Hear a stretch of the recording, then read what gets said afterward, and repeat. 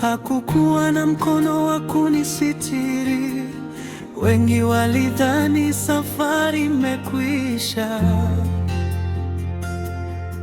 lakini wewe Bwana ukuwa umenisahau.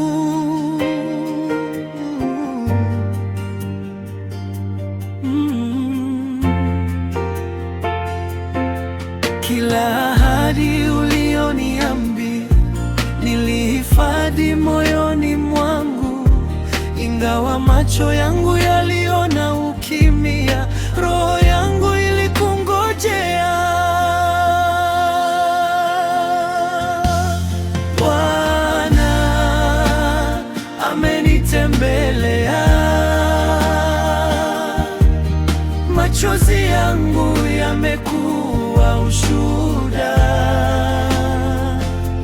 Aliyesikia kilio changu amenijibu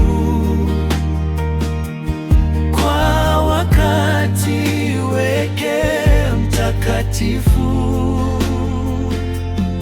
Amenikumbuka kwa neema yake, amenivika vazi la furaha. Leo nitaimba mbele za mataifa, Mungu wangu ni mwaminifu milele.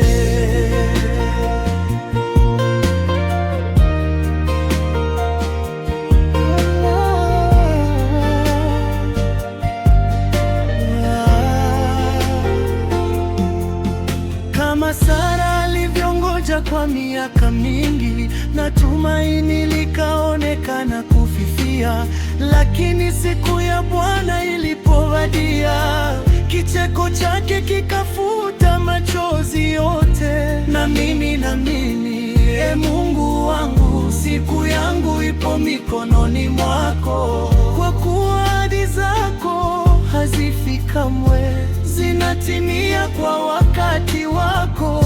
Hata kama kila mlango umefungwa na dunia yote imesema haiwezekani, nitangoja Yehova kwa utulivu, kwa maana yeye hashindwi na jambo lolote.